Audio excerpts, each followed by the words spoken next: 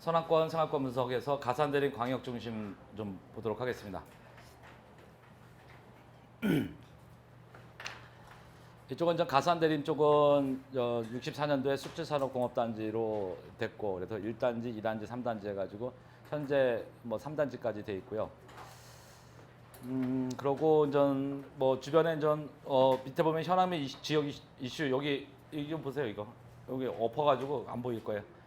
거기 보시면은 밑에 보시면은 주변 지역의 대규모 복합개발 및 기반시설 정비 추진하였다. 구로차량 기지, 공군부대 이전 검토, 그다음 롯데 알루미늄 뉴스테이 시범사업, 가리봉 도시생활구역, 신안산 서부간선 노치화 등 이런 것들이 지금 현재 진행하고 있는 거고요.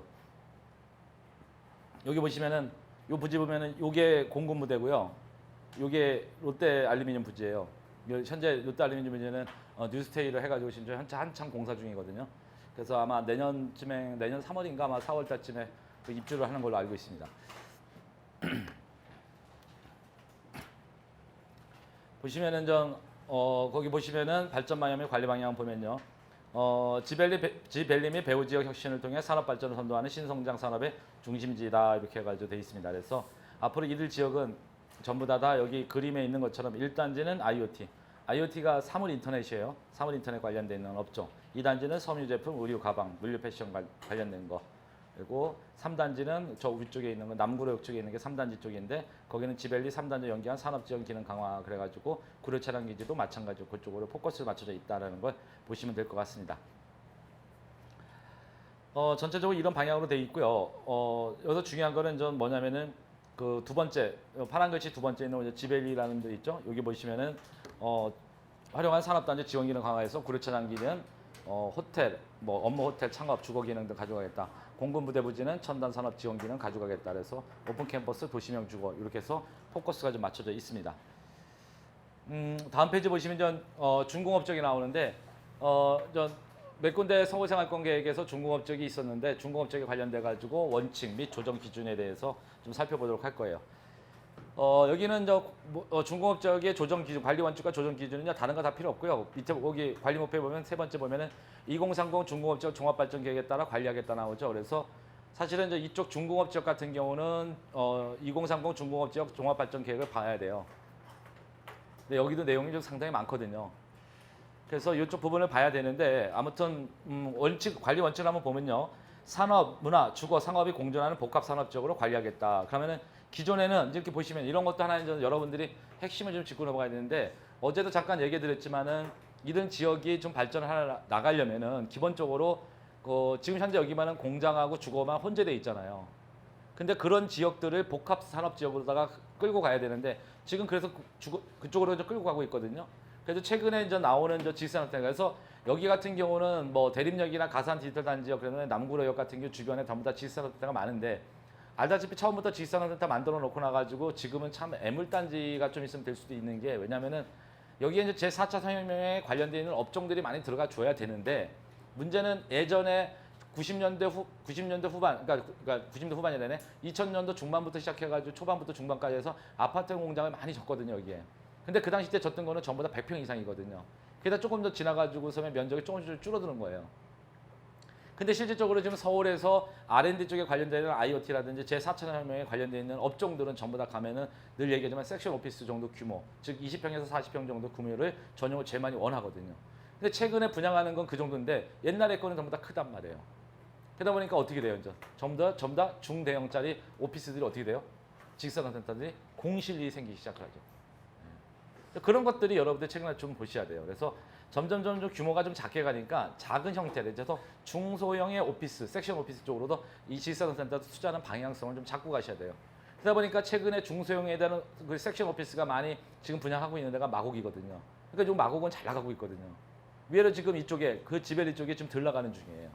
그리고 지금 지벨리 쪽에서 분양하는데 지금 섹션 오피스가 분양하는 데는 다 어디냐면은 다 역에서 1km씩 떨어진 자리들이에요. 그러니까 사람들이 걸어서 가기도 애매모호하고 그러잖아요. 그러니까 그런 자리들이 실질적으로 그렇게 분양이 잘 되지는 않는다고요. 그 분양은 그래도 어지간히 되긴 되는데 예전보다 그렇게 썩 잘 되지는 않아요.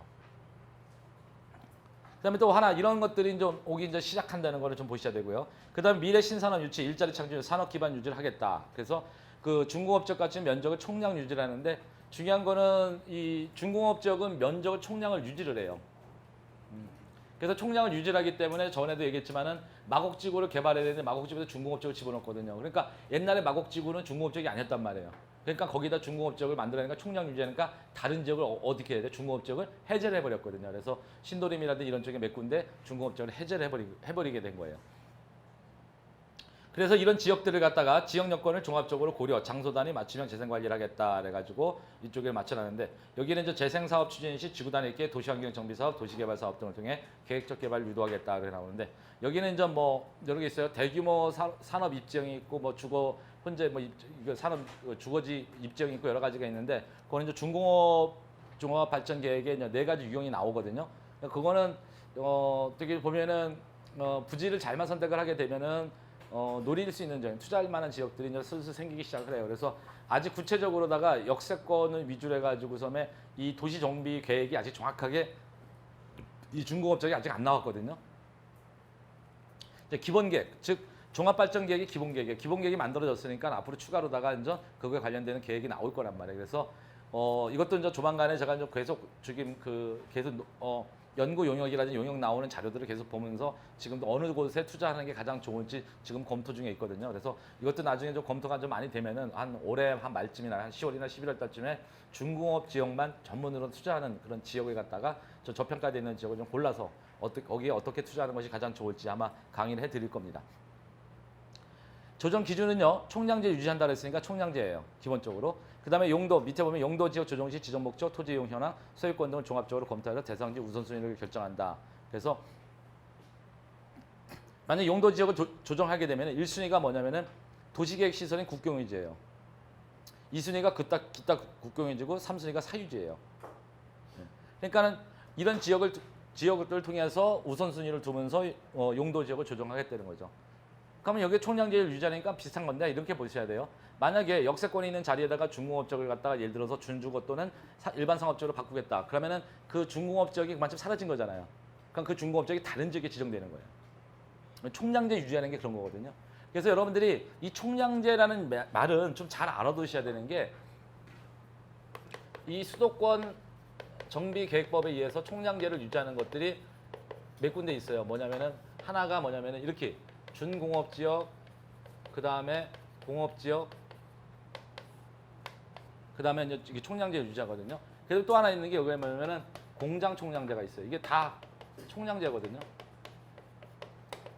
총량제라는 것은 뭐냐면은 미리 이만큼 면적을 갖다가 규정을 해놓고 이 면적에서 만약에 이만큼 빠졌다. 그렇죠? 그러니까 제외됐다. 그러면 이 제외된 게 다른 용도 지역으로 변경됐다. 그러면은 요만큼 다른 지역에다 다시 지정을 해버리는 거예요. 이게 총량제 규정이에요. 그러면 공장 같은 경우도 만약에 어떤 지역에 공장 지대가 있다.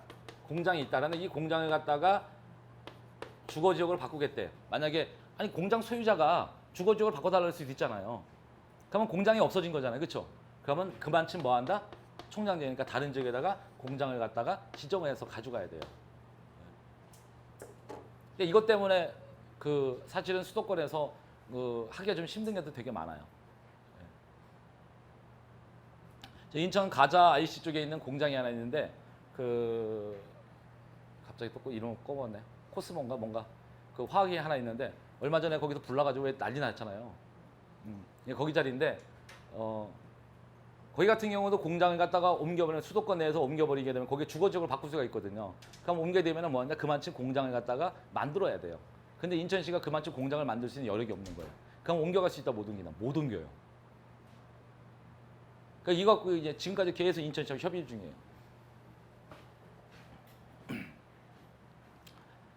그래서 우연찮게 불 한 번 나면 옮길 수도 있다고 그랬는데 진짜 한 3년 뒤에 불 났더라고요.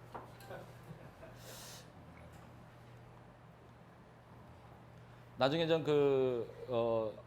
나중에 산지 관련돼서 강의하고 그러면요, 원래 허가 안 나는 자리 있죠. 네, 허가 안 나는 자리, 허가 받는 방법도 되게 많아요. 근데 그런 거는 이렇게 마이크 잡고 온라인을 할 수가 없어요.